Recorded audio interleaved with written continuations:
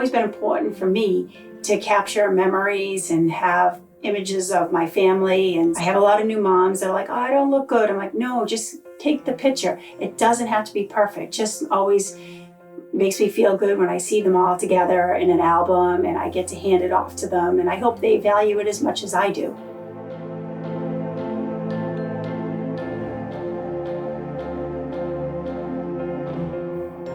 I've been shooting newborns in my studio for the past 10 years. I have about 1,200 square feet, and it's a combination between natural light and studio light.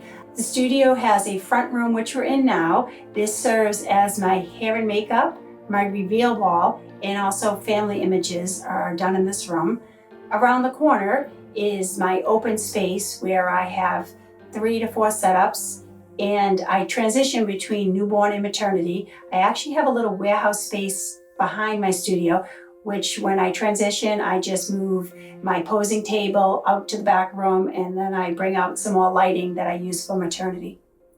Over the past 20 years being a photographer, I have shot weddings, I have worked for a news organization, I have done seniors, families, product photography. I've kind of run the gamut. But when I decided to open this studio here, in my current space, I really wanted to specialize. It was really a lot to try to market and sales for all the different genres going on, and I was just sort of losing my mind. And I really have a love for babies, and I just thought it would work good for my schedule. I could set the session up at 10 a.m. when my kids were at school. I would be done by 1 o'clock. Then I could do the editing and the rest of the things while the children were home. So for about 10 years now, I have been specializing in newborns, and I really do love it. In fact, I love working with babies so much that when the moms would come back for sales, I was like helping them through a tough time. They were on day 10 of their baby, being with them, and they were starting to lose their mind with sleep deprivation and any other questions. And I was just giving them all kinds of advice because I have 3 kids. But I decided after that to become a postpartum doula so that I could just really solidify my knowledge with some expertise and a certification. My other main focus to become a postpartum doula was to really get content for my blogging and social media. If I had to write one more time, this is an adorable baby, I just couldn't do it anymore. So I really thought having that expertise would give me something to blog about. So currently, as we talk today, I am just redoing my website. I am starting a podcast also called A Breath of Fresh Baby, where I chat about everything from preconception, birth, and beyond. I also became a prenatal yoga teacher in hopes to actually having the classes here in the studio. So I was kind of just surrounding myself with all of things that have to do with motherhood. So it would sort of bring in more clients for my maternity and newborn. And it was kind of just expanding my horizons, I guess. And I really enjoyed learning all the things I have. So my website, I will really be able to utilize all of the knowledge that I have with babies so that I can really start blogging and talking and, start a private Facebook group for some clients that are expecting and really teach them things that they might need to know. So in the end, it really leads them finding me through all things about baby, but then they will also know that I'm a photographer, and I hope they come to me for maternity and newborns.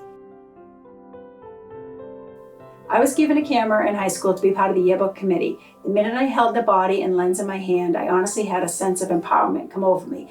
I really love being able to get the best seats in the sporting event, being able to leave class, to capture an event. So the moment, honestly, I touched a camera, I was kind of in love.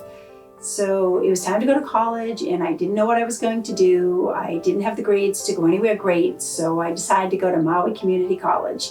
Well, once I got there, I quickly decided I needed a job. So my first job was to go pick up macaw parrots, walk them around and find tourists that would hold them on their arms, take a picture, and sell it to them. So immediately I was making money in this photography world, and I kind of got addicted right away. After Hawaii, I ended up coming back home and applying to a university that had a photography as a major. But just as I was about to start, my friends asked me to backpack through Europe. So off I went to Europe, and if you've never been to Oktoberfest, into the beer gardens, it's quite fun. But we had just left the beer gardens, and as we were walking out, it's actually a carnival too. So a camera fell off the Ferris wheel above, cocked me on the shoulder, fell down, and I was like, well, it's God's way of telling me, falling from the sky, it's fate. You've got to do this. So at college, most of my education was basically in a darkroom. And if you've never been in a darkroom, you really don't know pure panic yet of what it's like to take a little can, crack it open with a bottle opener, try to roll it onto these reels, all in pitch black, with the teacher outside, usually banging on the door. Come on, you're taking too long. So once you get it in the reels, you put it inside another canister and then you administer the chemicals, which brings, of course, the film to life. But once you get through the anxiety of that and you see your first negative come to life, you get it outside, you unroll it, you dry it, and you cut it. It's so cool. I really do miss those days. And the only problem was we spent more time in the darkroom. I know a lot about cameras and shutter speed and all that, but we didn't learn a thing about business. So once I graduated, I just didn't even know where to begin. I got the job as a sports photographer. I worked for a newspaper. I did some oddball stuff, but then I got married, had 2 girls 11 months apart, and I decided to stay home with them, and that's when I had the time to open up a studio in my house. And I successfully ran it for several years. I can't say I made a killing. I probably didn't listen to Sue's sales models, but it was great and I loved it. A couple years later, we decided to adopt my son, who was from Russia. And at that point, I closed up my home studio. It took a lot to get him home. So I stayed home for about 5 years with him. But fast forward, as you know, time goes by, lickety split. He went off to school, and that's how I ended up in the studio I'm in now. I knew I didn't want to set up a studio in my house anymore. It was just so overwhelming having the children home and UPS ringing the doorbell. So I found this 1,200 square foot space inside an industrial park, and this is where I have been for the past 10, 11 years. I don't even know now.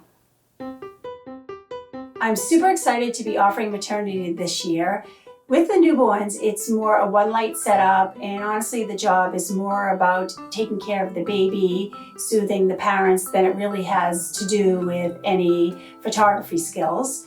But with the maternity, I'm just so happy that I'm able to use all of the things that I've learned through SBE in the last few years. I'm now playing with gels, I'm doing 2 light setups, sometimes 3. It's just been really fun to be able to utilize everything I've learned, really. I use 100% studio lighting. I have 2 different setups here at the studio.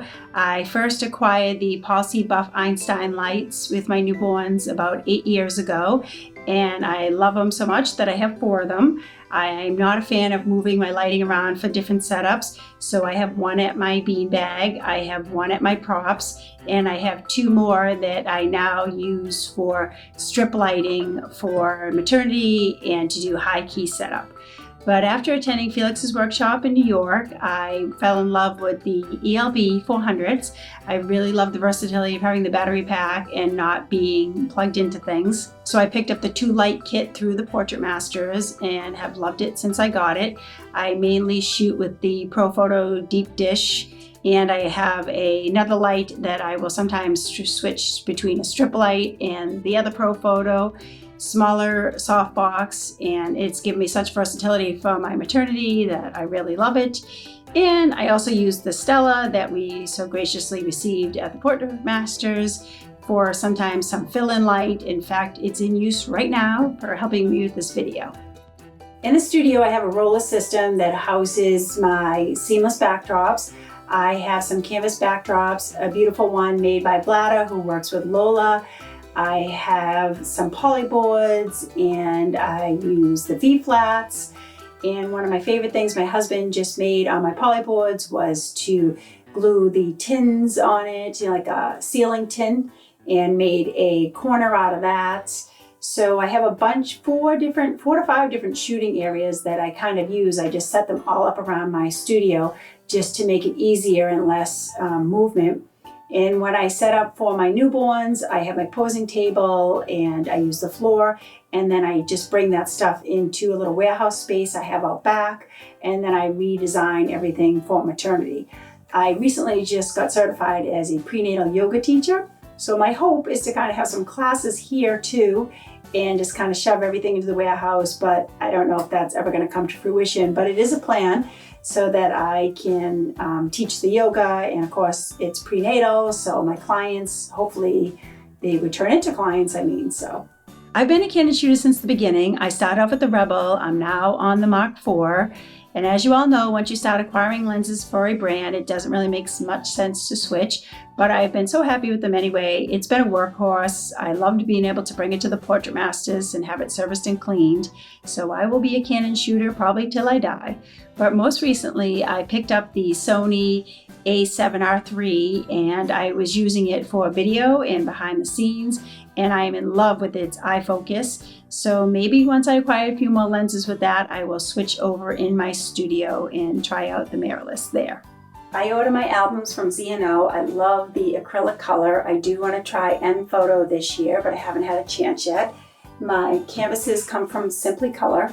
I do offer a framed enlargement and I get that done from Designer Glow. If you send them the image, they actually take care of all the matting and framing, and so that has been great for me. My average sale for my newborns is $1,000, and I offer 3 collections for my clients to choose from, and most of them choose my middle package, as my top package has offerings for Watch Me Grow program.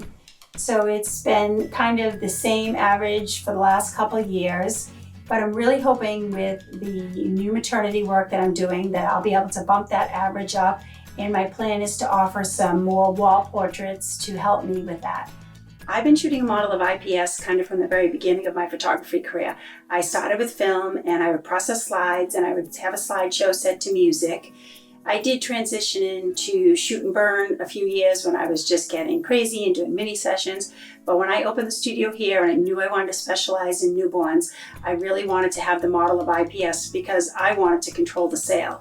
I found it much easier when I kind of told them what to do. So kind of from the beginning, and even though it took time, I started my marketing and my Instagram all to kind of show the package that I wanted them to get, which is the 10x10 album, an enlargement, 16 by 20, all the digital files, and I actually give some bonus matted 5x7s because I really want them to come here at the IPS and go home with something, because we do have to wait for the album and the canvas. My sales sessions are very quick for my newborns. My clients come back in after their session about a week later. The first thing I do is show them an Animoto slideshow set to music. Then I open up Lightroom, hit F, we show each image full screen. And then I have my pre-designed album that I show them, and I use Z&O for my albums, and I've been very happy with them. And my clients sort of know ahead of time that they're kind of predestined to get this package called the Emerald, which includes the album and enlargement and all the digital files and some bonus 5x7s. I really like when my clients come here for the reveal that they get to go home with something that day, because we have to wait for the album and the enlargement. When I started shooting maternity this year, I was unsure whether I would stick to my digital reveals as I do for my newborns or try the reveal wall. And after a couple sessions, I really decided that the digital reveal works best for me. So my maternity clients come back into the studio. Their choice of collections are the 6, 12, and 20. So if they get the 6 image folio, we map them. If they move to the 12 or the 20, they then have the choice of choosing an album or the folio box. Again, I get my albums from Z&O. They have the acrylic color. I really love them. It's been beautiful. And my folio boxes have come from Fiano, and they are 8x10 mats with 5x7 images. So the biggest question the client has to decide on is whether they would like an album or a folio box. This year, I'm running a maternity campaign. I plan on photographing 50 expected women and having a gallery show at the end of next May of 2022, just in time for Mother's Day. I started working with fellow SBE member Dina Mandy, and she helped me create my landing page and a Facebook ad. And honestly, the leads have been overwhelming. She has been great to work with. So I really thought I need to step up my marketing material, and I printed my accordion cards finally. I got the template from Shauna Lofty and I printed it at Miller's. I also had this poster printed for a Mother's Day event that is coming up. And one of the coolest things that I just made this year, which was a little scan card. You know, when you go to the restaurants now, this is all we use. So I made one for my Instagram, my website, and my Venmo. Nikki always asks what's the one thing I can't live without in my studio is, and my answer would be my Hoodlin lens. I'm always checking focus in the back of the camera. This is strung around my neck at all times. I really need it with the baby's eyelashes that are light. Sometimes it's really hard to achieve focus. So it's my one tool I can't live without. But my most treasured item is this beautiful tile that was given to us by an SBE member, Bianca Vandeveen, while we were in Paris. It's a Dutch tradition to give a tile to people. And she had them beautifully made that says chin, shoulders, hands, hourglass, body language, asymmetry, and connection. And it's one of Sue Bryce's famous quotes that she says, "Where would I be in 5 years?" Honestly, if I'm not on a beach sipping some kind of fruity drink, I would absolutely choose to just be here doing what I do. I love my job. It's not easy to run a business. I'm the girl that cleans the toilet, mops the floor, opens the packages, does the sales, answers the calls, just like you all. And, and honestly, it's not easy to do it all, to run all the hats of a company, but I love it. And that's why you just keep coming back to what you love. I mean, nothing beats making your own hours and, staying up all night to editing. I have to say it's not easy, but I love it. So in 5 years, I really would be happy if I was still here with a camera in my hand, or maybe working for National Geographic, or, filming the swimsuit issue of Sports Illustrated on some fancy beach. But if I don't get to those goals, I will be happy in my studio, photographing everyday families and giving them images that they can treasure forever. Do you know how when you're out for a run and you can map your miles through Map My Run? I really wish SBE would have a counter on it to see how many minutes I've spent on that site. It has been so valuable to me. I listen to probably all of them once or twice. I now listen to the podcast every time one comes out. I start my morning by heading to the gym, throwing my earbuds. If there's nothing new in the podcast, I jump over to SBE and I've just listened to everything. And of course, I've watched them too. But it has been just so great to be part of the network. And I've gone to Portrait Masters every time. And I've made so many connections with everybody that it just really feels like a community, as you all know.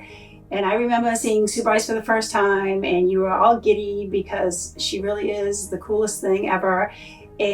But when you meet her, she's just down to earth. And I was lucky to meet George and a lot of the mentors. And being part of SBE is something that I will always cherish, and I would recommend it to everybody. Building a business doesn't happen overnight. I've been in my space for over 10 years now, and when I first moved in, I actually painted the walls of light purple and soon learned about color cast.